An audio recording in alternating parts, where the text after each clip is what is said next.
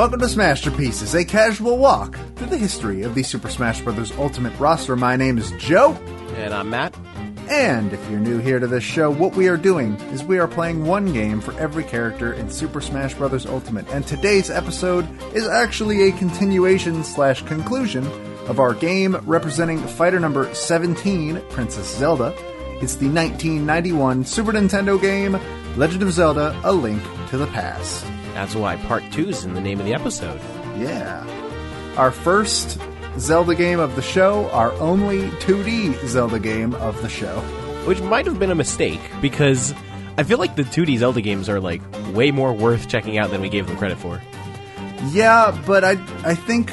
I don't remember if we covered this in an episode. We might have talked about this in the last episode.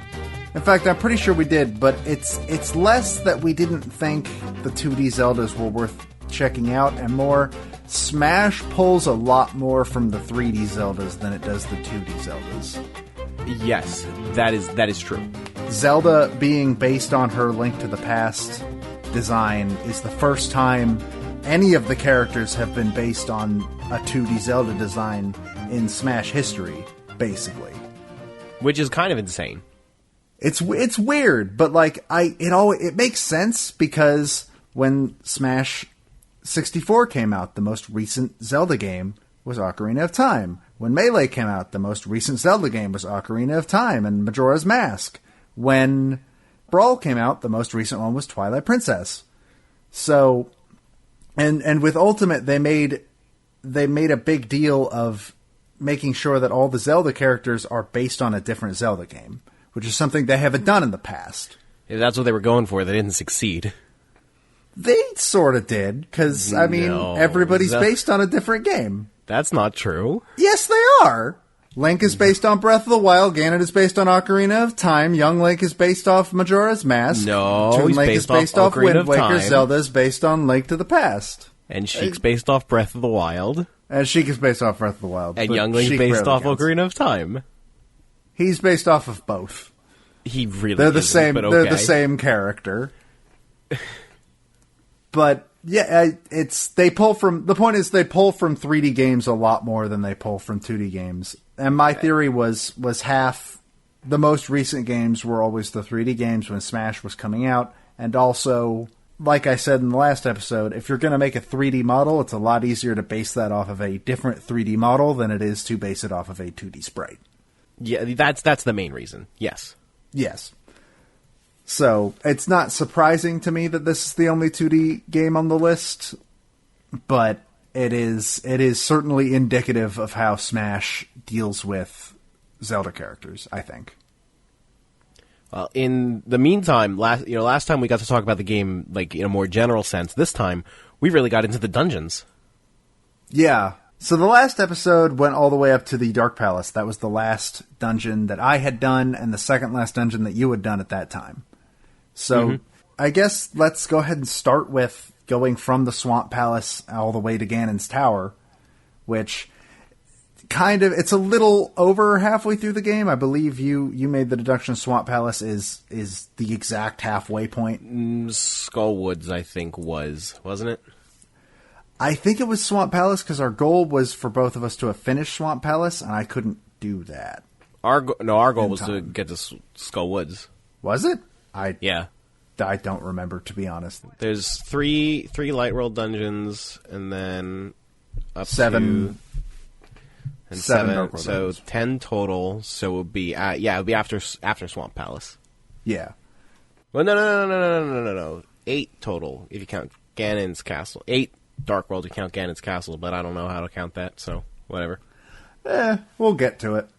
But let's start with the Swamp Palace, which was... Alright, so we both had weirdly different experiences with this. I don't dislike the Swamp Palace, but... I didn't get to watch your stream, and I don't really know what your problem with it was. My main problem with the Swamp Palace was that it throws a lot of enemies at you constantly. Just constantly. You're in a room and it's shooting shit at you, or there's fucking shit flying all over, or there's a ton of enemies in that room, and it's just constant. Like, those bubble enemies are probably one of my least favorite enemies in the game. And just, that was my only real issue with the Swamp Palace. Other than that, like, I like the boss. The boss is, I mean, it's a boss that I fought in other Zelda games before. Well, this was the first one it was in. Yeah, obviously. This is the first time. This is the origin of that kind of Zelda boss. And I liked it. And overall, I like the design and the puzzles of the Swamp Palace fine. It's just, it throws so much shit at you all the time. There's always, that is the one dungeon where I never felt like I had a chance to just sort of stand and think for a second. I had to always keep moving or else I would get hit by something. I think, I don't know. I think there are places that you can kind of chill for a bit and reevaluate, but I don't know. I guess we just had different experiences with it. I didn't find it to be a problem. And as far as the layout goes, I actually really liked that dungeon a lot. I thought it was one of the more interesting dungeons because of like how interconnected it was. Like, you're looping back on the same rooms a lot, and those same rooms are very modified by things that you're doing in other rooms to change them and make you go through them differently. And that's something that I really like in dungeons, when they don't feel like they're a line of rooms that you're just walking through. They feel like they're, you know, a real space that you're exploring. Well, I do like how the dungeon is wildly changed the instant you get the hook shot, which is the most, like, that is the most traversal item you get in the whole game. And it basically completely changes how you go through a lot of rooms in that game. Yeah, no, this is also the most traversal-based hookshot in the series, too. Like, this is a crazy good hookshot. Yeah, and obviously I think this was the first hookshot. There wasn't a hookshot in Zelda 2, was there? I think this was the first. Okay, I barely know anything about Zelda 2. But yeah, I think it's overall, I don't dislike it as a whole. I don't know. I didn't enjoy myself largely in it, but I don't think that's because it was a bad dungeon. I just think I was not having a good time. But on an entirely different note, Skull Woods might be one of the cooler dungeons I've ever played in a Zelda game in general. They were really experimenting with the formula with that dungeon in a way that they kind of never did again. Like, I can't think of another dungeon that works this way. No, like with like where you physically leave the dungeon and enter it from a bunch of different points. Like, the closest I can think is Desert Palace earlier in this very game. Yeah, but that's still like at a completely different level from just Skull Woods in general, because it's just the fact that half the dungeon is the overworld has one flaw to it, but it's a small flaw, and as long as you don't fuck up, it doesn't become a major flaw. Yeah, just don't die in the overworld portion. Don't die in the overworld, or it throws you all the way back to the pyramid, which is a little shitty, but also you died. It's not like the game... It's not like it's the game's fault. I think to some extent that was programming limitations. That was very much... It had to have been programming limitations. I think it would have screwed up some stuff in general if they would have set that specific spot in the overworld to specifically send you to the beginning of the area or something. That being said, yeah, Skull Woods is really cool. It's a really cool dungeon. I think also because of the way that it it changes your entry point constantly, it was also the best point to introduce the Wall Masters. Yeah. Like it introduces this new enemy in the place where they are, like, they're the least punishing. Yeah. Well, to be honest, Wall Masters in this game aren't super punishing in general. Like, I didn't get caught by them very often, so maybe that's why I feel that way, but they didn't seem to set you back as far as I'm used to from later Zelda games. Well, that's also a consequence of the difference between the dungeons being more based on, more a space that you're exploring versus like a gauntlet of rooms that you're going through. In later Zelda games, they really leverage more towards the gauntlet of rooms that you're going through, rather than a space that you're exploring. And when it's a more open space that you're exploring, it's easier to get to any particular point in the dungeon from the front door. Yeah. And I think Skull Woods is probably my favorite dungeon in the game. Like, by far. It was really cool. It's super creative. It's super unique. It's a good time. Its boss leaves a little bit to be desired, but it and the boss that came right after it have the same issue where we were describing them as, oh, we're playing a bullet hell game now, I guess. Okay. Cool. I don't think the boss is bad. It's just, oh my god, fuck, there's a lot. There's a lot to pay attention to in that boss. Oh yeah, that's like there's just a whole lot going on there, and I'm not the biggest fan of it. God help you if you don't have any magic, or when you walk in there, because, God, I forget what exactly I did to mitigate it, but it definitely felt like kind of a cheat when I managed to beat that boss. A fire rod. Fire rod does a ton of damage to that thing. Did I? Oh yeah, both of us. Was that Skull Woods? I thought that was a different dungeon. No, the moth. The moth is the boss in Skull Woods. You're right. And the strat is have the fire rod, have some magic, and just hit it a bunch of times, and then it dies. There's not a whole bunch to it. There's not a whole bunch to most of the bosses in this game, and that's mostly due to, I mean, there's only so much they could do on the SNES, but what they did work with what they had, and they did very well with most of the bosses. I don't really think there are any bosses in this game that I would call bad. I have some problems with some of them, but like they're all relatively fun to fight. They all have their own gimmicks, though some of them are superior to others.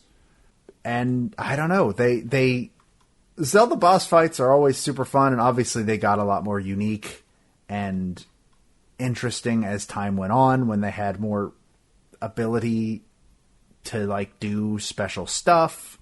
And I don't know, I think obviously Link to the Past, there's a very clear line from there to stuff like the boss of the Arbiter's Grounds in Twilight Princess, if that makes sense. Yes. And this, I think this was before when every boss had to be beaten by the item you get from the dungeon?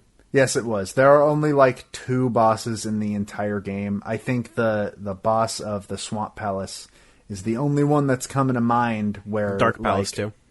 Is Dark... What was the boss of the Dark Palace? Hammer. I don't remember. Hammer, yeah. So those 2 are the only ones I can really think of that you need that... the item that you got in that dungeon in order to beat that boss. You can't do it any other way. But the rest are just like, I mean, if you use the bow against the Minotaur statues, then it'll do more damage, but you can still fight it with your sword. While we're still talking about dungeons, I also want to bring up the way that the big key is different in Link to the Past than every other game in the series, where it's not the boss key. It's just a particular key that opens specific things. And that, like, rather than being like the last thing you do is use the boss key, instead it like separates all the dungeons into like 2 acts in a way, which I thought was really cool. And I kind of wish that the rest of the series did that. I can see why they moved away from it, but yeah, I think it's a really interesting way of doing things, especially like it opens the big chests. You can't get the item until you get the big key, specifically. Meanwhile, like in a lot of later Zelda games, it'd be you get the item, now the dungeon starts for real. And I never felt like boss keys later in the franchise really were worth having, because for the most part, they were on the path to the boss anyway. And having the big key open, like, usually the big key is there to open a chest or a door that you have already seen previously in the dungeon. So it adds to, like, it adds to that, this is a defined space that you're exploring rather than a gauntlet that you're moving through. And it also makes it kind of more exciting when, like, you see the big chest or the big key door and you recognize, okay, this is where I'm going to come back to. So when you get that big key, you're like, all right, let's go do this. I know exactly where to go. And it just feels good to sort of have that 2-act structure in the dungeons, I think. I really think it helps and makes them feel more like real spaces, whereas later dungeons in the series felt more like video game dungeons. Speaking of keys, I feel like this is a good time for me to bring this up. I got one big criticism about the dungeons in this game, and that is small keys. There are so many rooms in these dungeons that... So let me put it this way. There is a thing that is usually said about what makes a bad horror game. Now, bear with me. We're not talking about a horror game here, obviously. Unless you're really scared of Zelda enemies, which... more power to you, I guess. But in a bad horror game, one of the telltale signs is you get a key to open a door, to get a key to open a door, to get a key to open a door, to get a key. And I don't know if maybe I'm just nuts, but I felt like there was a lot of that in some of the dungeons where it's just like, all right, I'm in this room. Oh, I found the key to open the door that's in the room. Boy, if you're not liking that, then you're gonna be in for a rude awakening for the rest of the Zelda series. But like, you'd get it. That's the thing, is like, sometimes you'd walk into a room full of enemies and then you kill all the enemies. Oh, but there's a locked door. Oh, but I found a key in the chest sitting next to the locked door. So what was the point of that? Just have it be one of those doors that opens when you kill all the enemies. That is like, actually, like, later games in the Zelda franchise are way more egregious with that specific thing. This is actually one of the better games in the series for that complaint. Oh boy. I don't remember that being the case, but I haven't played a Zelda game proper. This is the first Zelda game proper I've played in a couple years. So, who knows? Maybe I'll remember that later. But I don't know. Just something about... And also, like, just the fact that sometimes you'd find keys under pots. That's also a weird thing that I don't think the games ever do again. I liked that, though. I kind of thought that was good. Like, it breaks up the pacing more than just like, oh, you get the key in this room by solving the puzzle or beating the enemies. It's like, oh, well, it adds more variety to what you're doing. I guess. But getting back to the dungeons, the next dungeon would be Gargoyle's Domain, which I don't think we need to go over each one. Yeah, we don't need to go over each one specifically, but like Gargoyle's Domain at least has one of the most famous parts of. It says a lot that I don't know what dungeon you're talking about. Blind. I thought that was called Thief's Town. No, it's called Gargoyle's Domain because you walk in through a gargoyle. Okay, yeah. According to Zelda Dungeon, it is called the Gargoyle's Domain. Whatever. That dungeon does have a really a really cool iconic part of the game, and it's the only thing worth remembering about that entire dungeon. Yeah, there's not much in there. You've got the Ice Palace, which sure is a thing. I agree with you that it would be a very good dungeon if not for the fact that ice floors aren't fun. The ice cavern is almost incredible. Like, straight up. I hate those slippery floors. They are absolutely terrible. But if you took them out, that would be one of the best dungeons in the franchise, I think. Just look, I realize that I need to give them the benefit of the doubt. This was the first game like this. Like, the closest to a game like this before this was the original Legend of Zelda, which I think this builds off enough of to be considered like the first game like this. Ice floors have never been fun, are not fun in any game, in any genre. They really ruined this dungeon. Stop it! Stop it! This is for me saying this is for current game developers. I can't say anything to them back then. This game was made before I was born.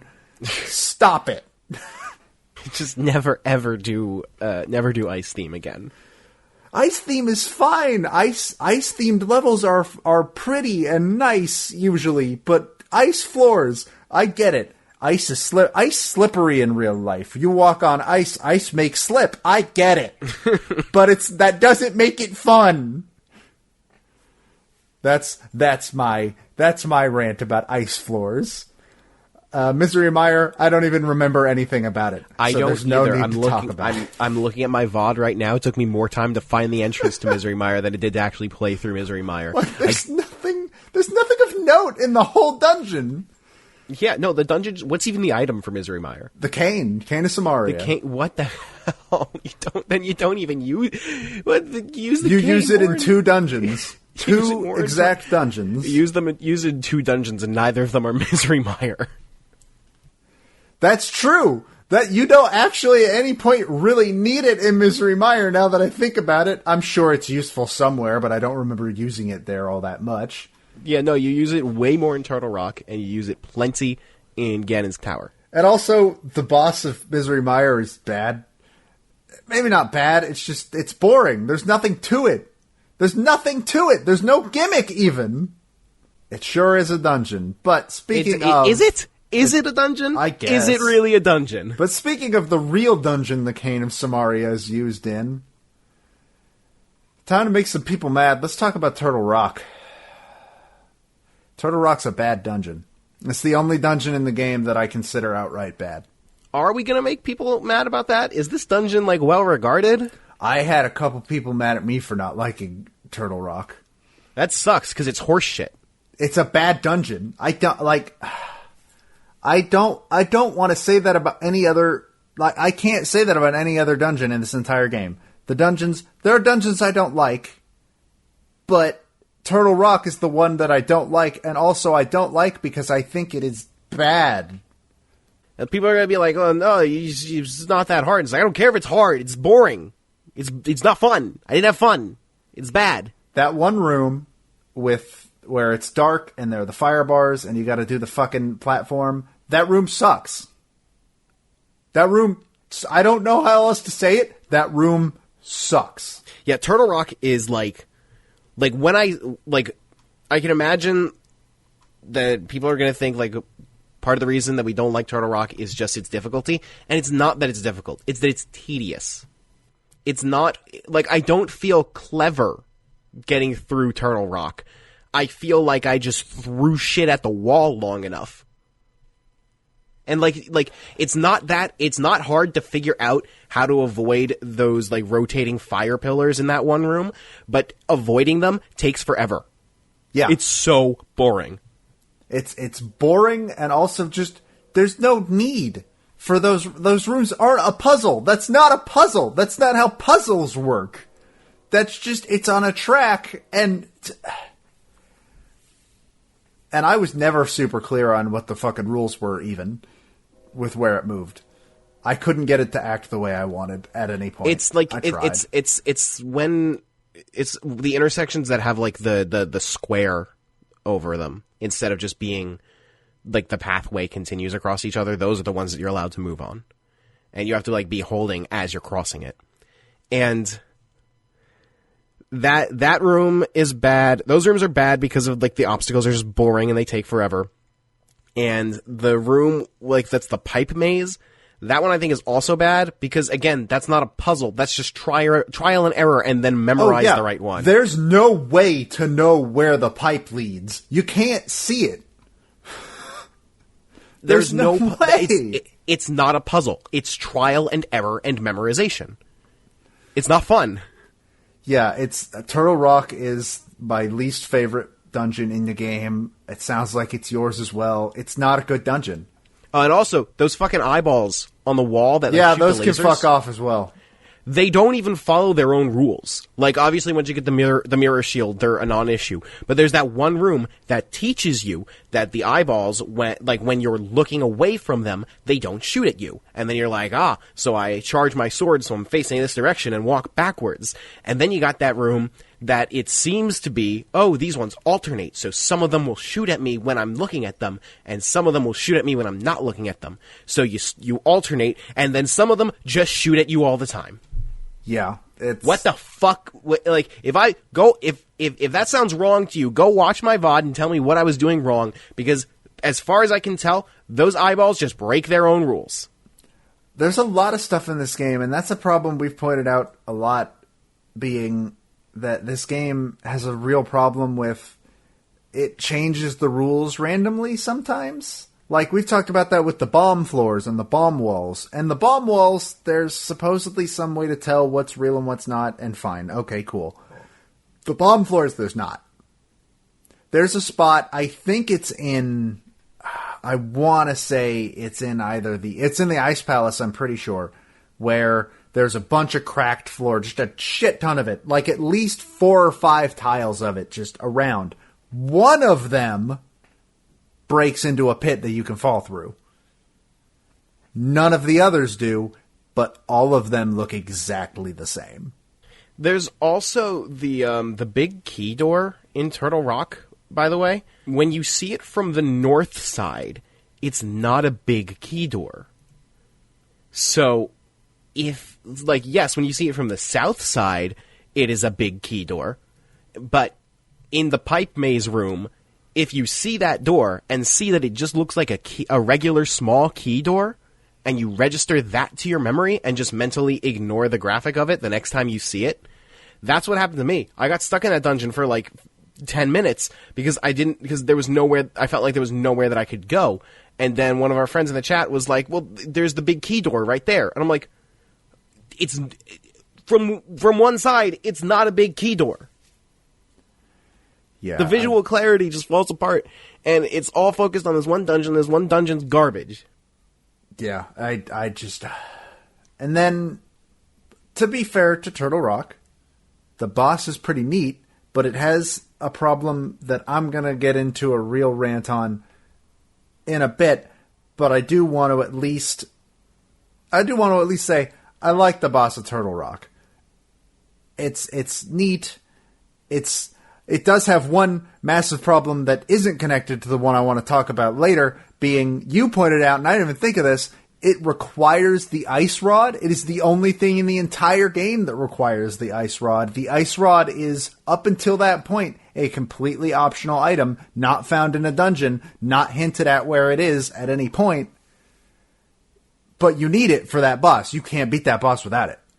Yeah, imagine someone just gets to this point of the game and doesn't even know that the ice rod exists. That's a very likely possibility because nobody ever mentions the ice rod's existence. As far as I'm aware, no NPC mentions the ice rod's existence anywhere. This is like the definition of, oh, I guess I had to have Nintendo power. I think one of the NPCs in the area where you get the ice rod mentions it. See, I don't even remember where that is. This boss and the final boss are just, the solution was to have a subscription to Nintendo Power. That part is bad. I think in concept, the boss is cool. I think that he is a neat boss. He's a 2-headed turtle or a 3-headed turtle, sorry.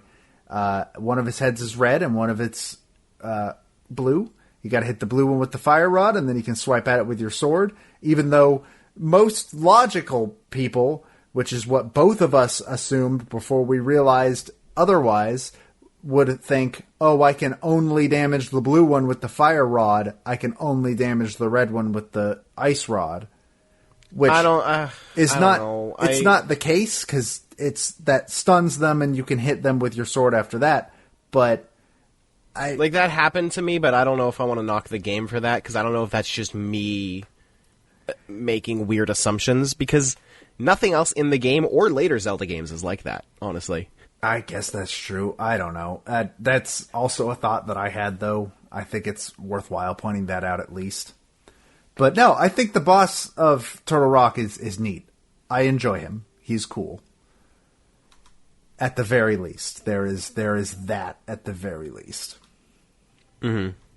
And then you got Ganon and his tower. I don't think there's anything really big to talk about at Ganon's tower. It's just sort of a run-of-the-mill dungeon. It's not bad, but it's not it's not bad, but there's nothing really noteworthy that happens in Ganon's tower.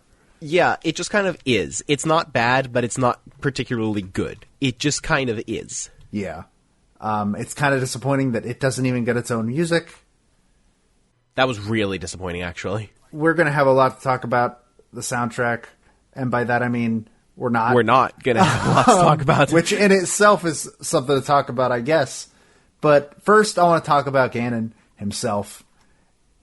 So, well, for me, the whole thing with Ganon is that it's the same as the Ice Rod. The solution was to have a subscription to Nintendo Power for the Silver Arrows. Because, that too, I guess, yeah. Do you need the Silver Arrows to damage him? Yes, you need the Silver Arrows. Wait, what? I didn't know that. I thought they were just an upgrade. No, you must have the Silver Arrows. Oh, fuck. That's shitty. That's the solution really to beating shitty.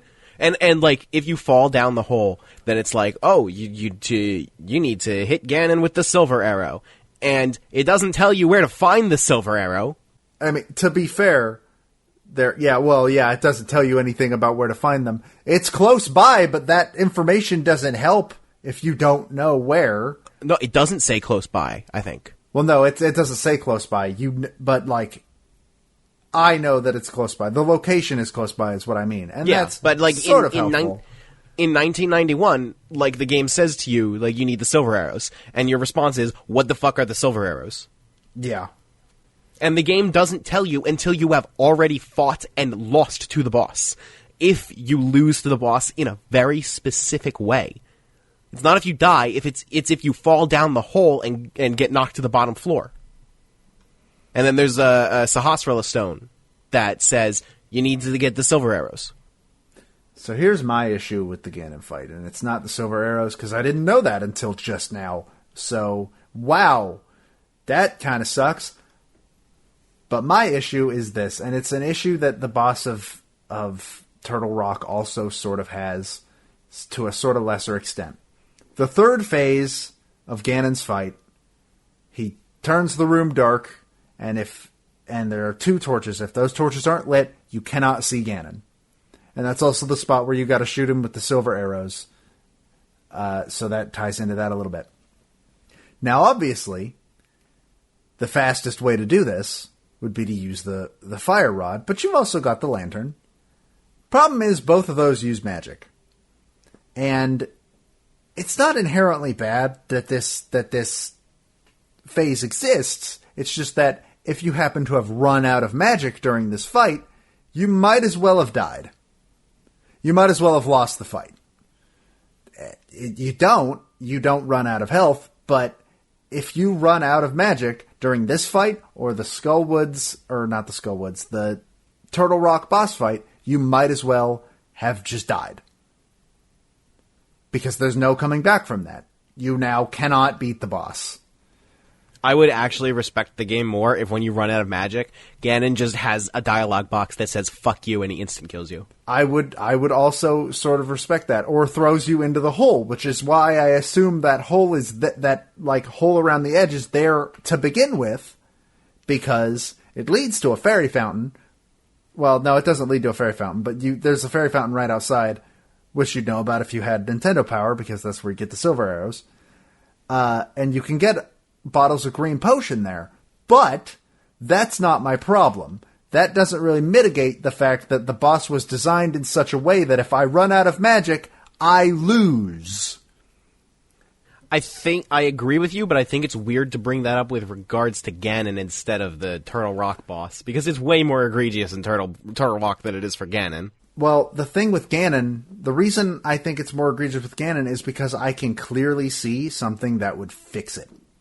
And that is, why does the lantern use magic? It needs to use something, I guess. No, it doesn't. It can't be used offensively. It's used for lighting torches. That is the only use for the magic lantern in the entire game. Why does it use magic? It shouldn't. You're right on that point. It should not. The fire rod obviously uses magic. It should. It's a thing that can be used offensively as well as something that can light the torches. And it's the faster way to light the torches, so obviously that's where you would go first. But if the lantern didn't use magic, once you ran out of the fire rod, well, your punishment is now lighting the torches is slower, but at least you still have a chance. You still have a way to fight the boss. And that's why I think it's so egregious. You couldn't say that about the Turtle Rock boss because you need the fire rod for that. You can't use the lantern for that. But you can use the lantern for this, but if you run out of magic, no, you can't. And there's no reason for the lantern to use magic. And I don't, that's my issue with the Ganon fight. That's why it popped up so much harder for me during Ganon. Which, that's fair. And, like, yeah. Like, I don't mind having something in the boss fight that is, like, if you run out of this, you're done. But I do mind that it doesn't respect you enough to just fucking kill you at that point.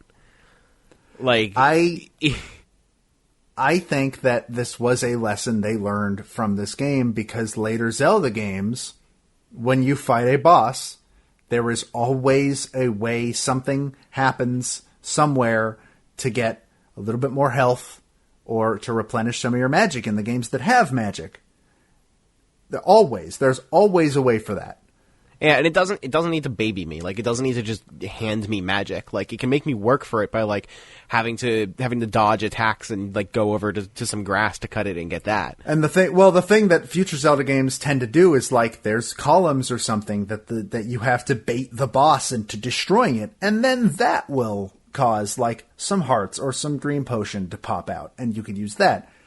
Like, yeah, obviously it shouldn't just be, oh, you're running out of hearts and running out of magic. Let me drop some from the sky for you. Which the Wind Waker does. Yeah, but, like, there should be some method. Yeah, it doesn't need to make it easy on me. Like, I'm not asking for it to be easier. I'm just asking for it to not waste my time.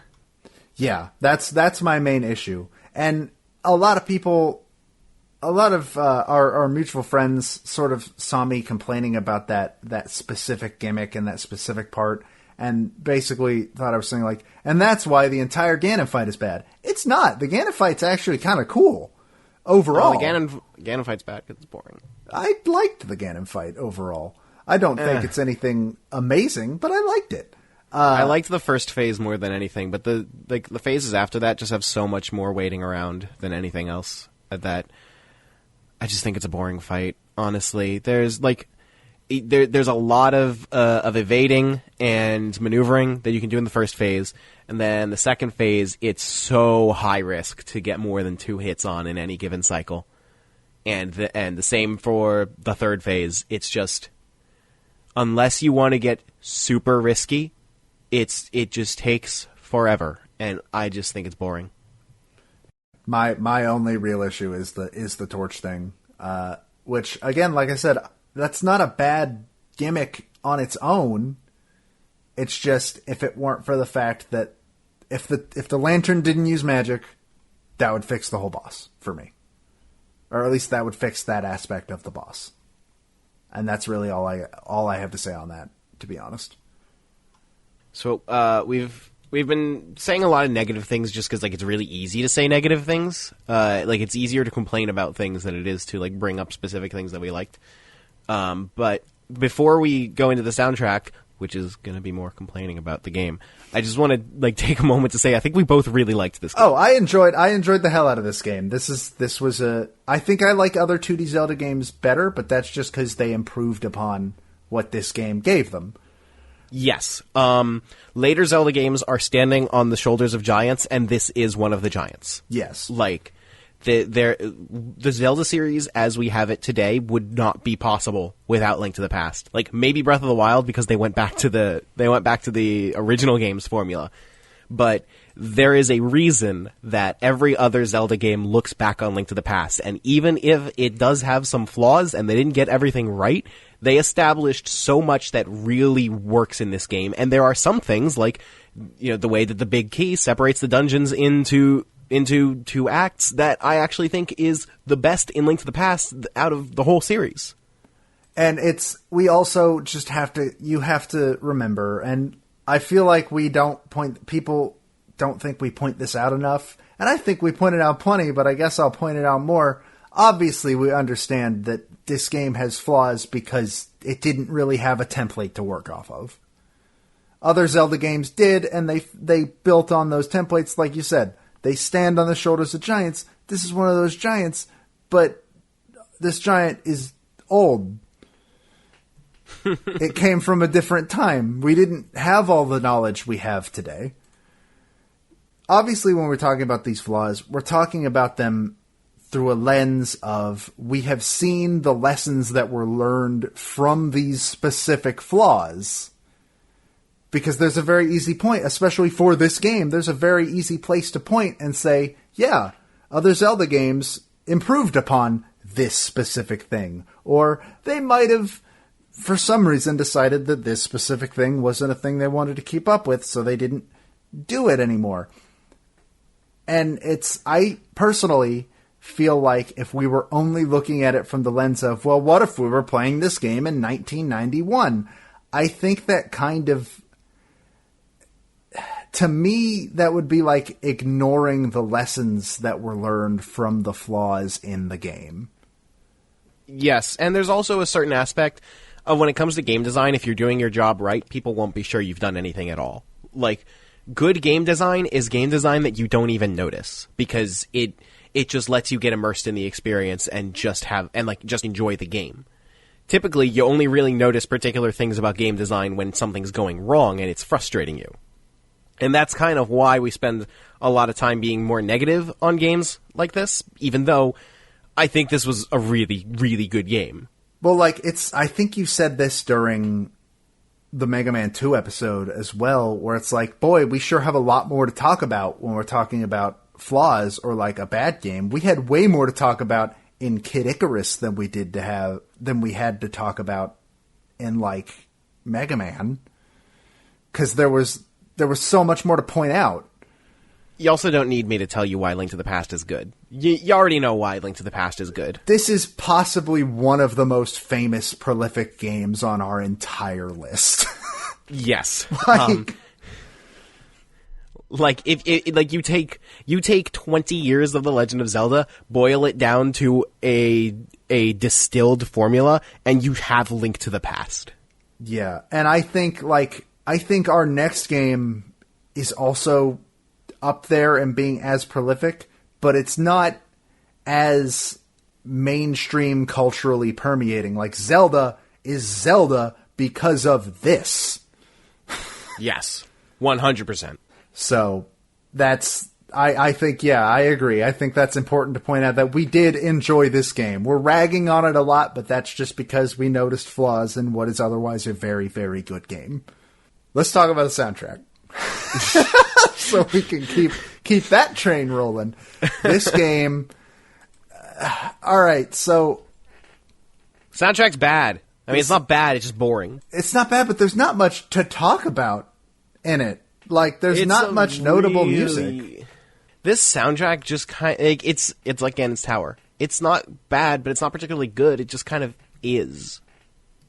And I understand that, like, a friend of mine, while I was talking to him about this game yesterday, pointed out, like, the music was probably the biggest thing on the entire cartridge, like, file size-wise, and he's not wrong. Music files are fucking huge. When it comes to games, like, the only other thing that's probably bigger than music is, like, FMVs. And that's it. Like video files. But obviously the Super Nintendo didn't have those. I don't know why I'm going into this.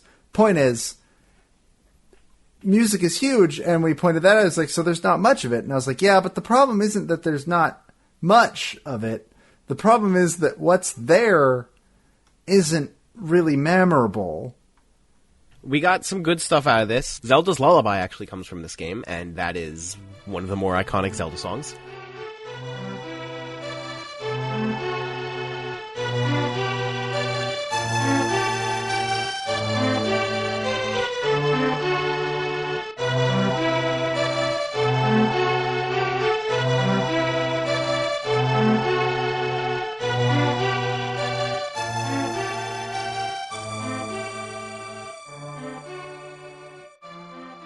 The Dark World theme is incredible.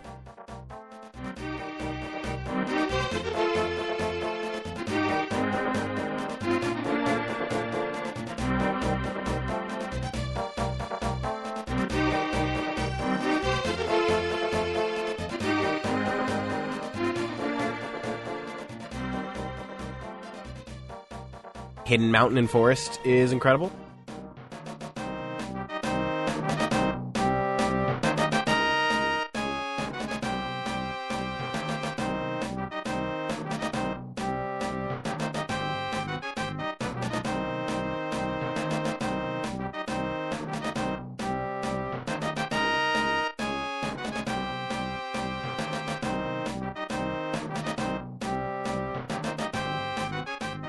And then past that, it's like the stuff that didn't make it into Smash largely isn't worth remembering, I think. There's also the Prince of Darkness, which is the Ganon fight theme, which I know you think is boring. I kind of like it, but it shows up in other Zelda games. It's shown up in future Zelda games in various forms as well, and I think it's worth pointing to that one as well.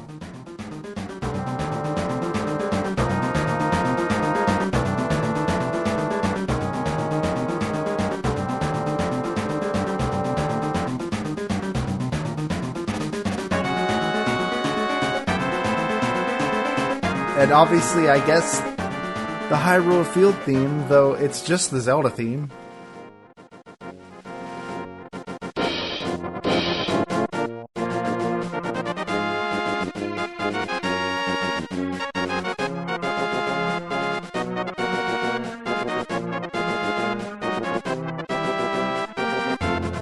I don't know what else to say about that. I just learned that the Fairy Fountain theme came from this game. I thought it was from Zelda 1.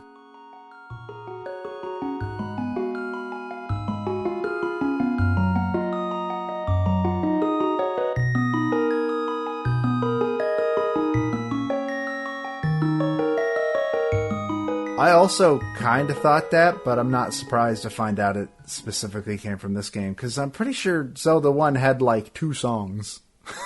And that was Dungeon and Overworld. There's just not... And also, if I might be so bold as to point it out, hey guys, why is the shop theme bad?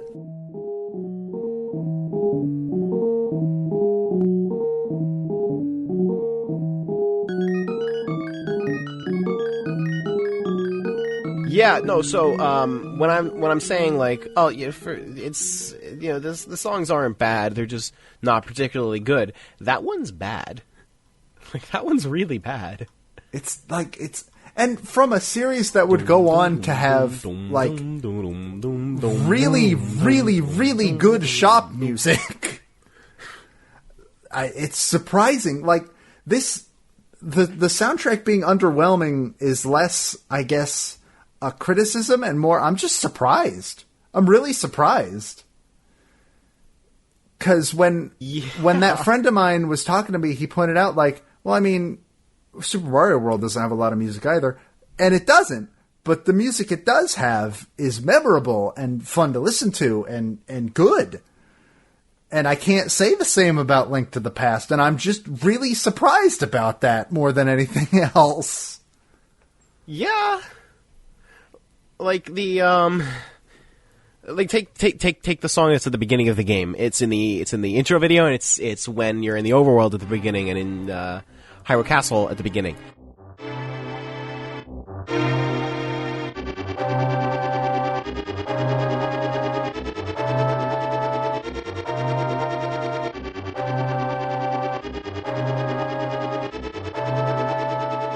That's just like the same couple chords ramping up over and over and over.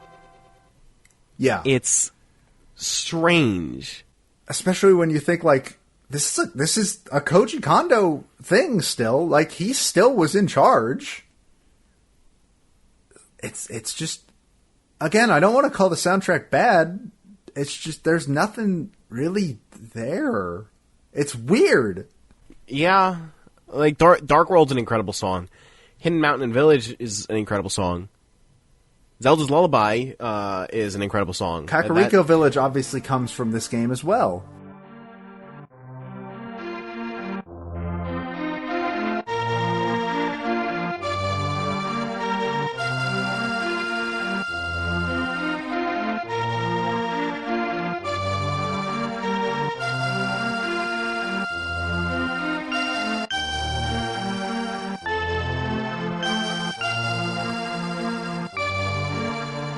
like, songs in this game went to other Zelda games, but I don't think it's an accident that most people think, like, oh, that song originated in Ocarina, or, oh, that song originated in later Zelda game. I don't know. Yeah. I don't know. I don't know what happened here. It's a mystery, I guess. Well, do you got anything else to say about Link to the Past? No, that's really it. My biggest problem with the game was that it just got kind of exhausting with how much nothing you did outside of the dungeons. So, pacing-wise, it just kind of felt like the game was just like an endless string of dungeons. But those dungeons were incredible. Except for Turtle Rock. So, except Turtle Rock. And I loved playing the game. It just, it was a little on the monotonous side, so it kind of, there were just some points where I was just like, I can't, I need to step away. I think a lot of it is also just like, we've played better Zelda games now. I guess better is not the word I'm looking for, but we've played Zelda games that have taken the formula of Link to the Past and improved upon it, and are just generally, I think, better put together games. But that is not to say that this game is bad. This game is incredible. It did incredible things for video games in general. It is a historically important, and so, like, this is our second most historically important game, I think, or our most historically important game, because the last game that I would call extremely historically important would have been Duck Hunt. But Duck Hunt was boring, and it was historically important for a different reason. This one actually sort of changed the face of video games in a way. Yeah. This is a huge game. And it's like I said, the Zelda franchise is standing on the shoulders of giants, and this is one of the giants. So we should probably jump on into our conversation about the next game, which was actually recorded at a different time. Hooray. Which I'm going to throw in. Obviously, last time we talked to you guys, we were both in the same apartment. We are now... That makes this really easy to record. Yeah. So we're going to go ahead and throw it over to the pre-recording of the talk for our next game. But before we do, I do want to bring up something that I don't think I brought up in the pre-talk for our next game, which is we have a YouTube channel now. Yay. I don't think that YouTube channel existed when we recorded that thing. It did not. I believe I created it about a week after that would have been recorded. It is completely caught up with the show now. Episodes will be going up on YouTube and on the RSS feed simultaneously, so you'll have a version on YouTube if that's how you want to listen, or you'll have the usual, like, just feed that feeds into whatever podcatcher you're using. And it also has all the VODs on it, which has been an endeavor. But it has all the ones we have access to. Obviously, some of them are missing, thrown into the void, like your Mario Land VOD is unfortunately missing, but we have we have at least one person's VOD for every game on the list so far. And that's the important part, I think. So be sure to check that out. It's at Smash Your Pieces. If you just search Smash Your Pieces on YouTube, it's going to be pretty much every single result. There's some other channel that was called Smash Your Pieces, but the last video they put up was like 2 years ago, and it's just footage of Smash Wii U, so oh well. Man, who else got that name? I have no idea, but we need to kill them for dominance. So go yeah, check out their video. What the For Glory? It has 0 views. So yeah, go check out our YouTube channel. Give us a subscribe, like some videos, and hopefully, my goal is to be able to get VODs up at least a day or two after the streams happen. I don't know how realistic that goal is, but I will try. And that being said, what will be going up the same day as this will be the VOD for our next game, which we have already played. We'll talk about that in the thing. But the other part is that we might be doing a second sort of stream for the next game, which keep an eye on the Twitter. We don't know if that's actually going to be a thing or not. That episode will be coming out hopefully a week from this one. That seems to be all the housekeeping that I don't think was brought up during the actual pre-show. So I'm going to go ahead and throw it to us from 2 weeks ago. This is more than 2 weeks ago. Was it like 3 weeks ago? Whatever. It was almost it was 4 weeks ago. Jeez, seriously? Wow. I'm going to throw it to them. It was 3. I don't know how to count. Yeah, it was 3. It's probably 4 by the time you hear this. Probably. I'm going to throw it to them, though. So, bye, guys. All right. So, this is being recorded in the past. I don't know how link far to in the past, you may say. Yeah! But we're here to talk about the game that is our next game. It is representing fighter number 60. 60. Yeah, 60. Ryu. It's Ryu. He's Ryu. He sure is. It's the 1991 arcade game Street Fighter 2. I don't know if that date's accurate. Hey, guys, there's a lot of versions of Street Fighter 2. It has a lot of release dates. It has a billion fucking release dates. Yeah, boy, he sure does. There's so many release dates. So, we are recording this in the past because we are actually about to go do the stream now. They already know this part. You've heard this part because we explained it in the first part. No one's listening to Link to the Past Part 2, or hopefully You not don't know- 3. you don't know that. Without listening to Link to the Past Part 1. You don't know that? They could be. Maybe they skipped to Boy, the I sure hope this three. is Link to the Past Part 2. I also really hope this is just part 2. Good lord. So, we're going to be playing in a SNES Classic. Specifically, your SNES Classic. Yeah. That you bought for Street Fighter. No, I didn't. I bought it for Link to the Past. I'm pretty sure you bought it for Street Fighter. You said it to me personally. You were like, I'm buying this for Street Fighter. And I was like, wouldn't it be better to buy it for Link to the Past? And then you said, I would rather die than play Link to the Past on a SNES Classic. And then you threw that SNES Classic in front of a car. I told the story of how I bought the SNES Classic That was like 3 in weeks front ago. of this microphone. That was like a year ago. So we're playing on Matt's SNES Classic. And I believe Boy, that I is... hope it's sure 2018 that is will be Turbo. hearing this. Let's go, I'm actually going to go look up what exact version of Street Fighter 2 there is, because, as said before, fuck, there are a lot of versions of this game. Yeah. It's a meme how many versions of Street Fighter 2 there are on this fucking thing. Yep. This is a Super Ultra Street Fighter, the golden. This is specifically Street Fighter 2 Turbo Hyper Fighting. God, I thought Kingdom Hearts had that. I've never even heard of this. Me version neither. Of it. But it's supposed to be pretty alright. I've been told there are worse versions of Street Fighter we could play, and I don't have to buy this one, so I'm good. But you can buy it on the SNES Classic. You can also You can't buy it on the SNES Classic. or you can buy the SNES Classic to play it. You can also buy an actual version of Street Fighter 2 on Switch. I don't remember what it's called, but you can buy it. I'm not looking it up. It's like Just the look it Anniversary up. Collection or It's something. it's on the Anniversary Collection too. There's a bunch of versions of it. Oh my God. But there was an actual the final challenges. There was an actual Yeah, they remade it for a remake of Street Fighter 2 that came out on Switch itself. So there are multiple places you can go buy Street Fighter 2 right now. I believe the Anniversary Collection's on fucking everything. Probably. You can buy it on PC, you can buy it on Switch, you can buy it on Xbox, PS4, it's Street everywhere. Fighter 2 is also probably on Virtual Console.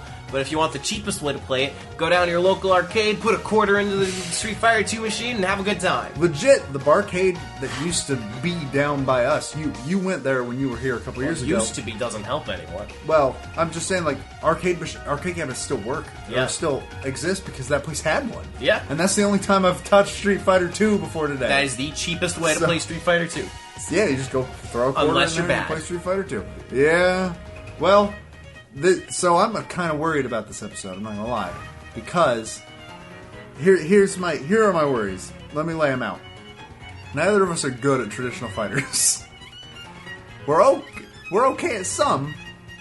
Street Fighter is not one of those, as far as I'm aware. Neither of us are good at Street Fighter at all. Hey, I can do some inputs as Ryu in Smash Brothers that I can do, sure. Alrighty. Hope you can do that with the D-pad. So Easier with the D-pad. I usually play fighting games with the D-pad. actually, that's a good point. But the thing is, like, with a platformer or an adventure game like Link to the Past, it's very easy to look at it, for us specifically, to look at it and go, this is what I think it did wrong, this is what I think it did very well, this is what I think worked for this genre. Fighting games, I don't feel qualified to talk about fighting games. Let's just go in and we'll just talk about our experience with it. That's basically how I think this is going to go. So I'm going to warn people ahead of time, if you're going to look for, like, in-depth conversations about the design of Street Fighter 2, you're probably not getting that next episode. We don't. This is the one genre on our list that I feel uniquely unqualified to talk about from a design perspective. Because I don't know. We'll have a good time. We'll have a good time. I have no doubt about that. Unfortunately, in case you forgot from the Link to the Past Part 1, if you're hearing this, you've already missed the stream. The stream is going to happen right after we record this. We did want to get this recorded before there's we went probably and an played it. archive of the stream that you can watch. Probably. I will try and get that. This one specifically, I will try to work to get up on YouTube. Or if it's... Post it alongside this episode. If we're streaming out there, we're probably going to be on your channel. Okay. So it'll probably be on...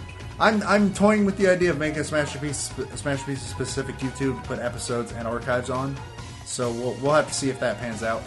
But point is, look at the Twitter. I'll post a link when this episode goes up in case you want to watch the stream. We're going to be joined by 2 other people. It's going to be a good time. I'm looking forward to this. I've barely ever played Street Fighter 2. I've played a little bit of Street Fighter 5, a little bit of Street Fighter 4, but I've played maybe 2 games of Street Fighter 2 on an arcade cabinet once, years ago. So, I mean, this is the game that basically birthed the modern fighting game. Oh, yeah. I mean, in Street Fighter 1, combos were not an intended thing. Yeah, they were an accident. Yeah. That's how classic Street Fighter is. So, I know a lot of people were telling me, like, we should switch Ken and Ryu, and I'm going to tell you why we didn't. Because it doesn't matter. We're going to play both games anyways. The only thing that's going to change is the character that's up in the corner during the stream. That's literally all that's going to change. So, it's fine. Don't worry about it. I get where you're coming from. But it doesn't matter. It does not matter. They're both in both games. It's going to be fine. So, I hope this goes well. Sure do, boy. I don't know. But other than that, you can follow us on Twitter. Again, that's where you'll see links. We to just the recorded stuff. an outro like 5 minutes ago. We're at Smash to Pieces, and yeah, but that came out a week ago. Okay, I hope More that than a came week out a week ago. ago. More than a week ago. I'm being optimistic. You can also follow us on Facebook, again, at Smash to Pieces, and you can follow us on Twitch, both of our separate Twitch channels. I'm Detective Debaga. You are Grimace the Menace. We stream stuff. You stream more than just Smash to Pieces stuff, but I seem to just stream Smash to Pieces stuff. I haven't done a randomizer in a while. I might change that up and stream some do a randomizer. I might stream some non-Smash to Pieces And stuff do a randomizer. while I'm on winter break. We'll see. Like a randomizer. Man, I hope I never ever do a randomizer now.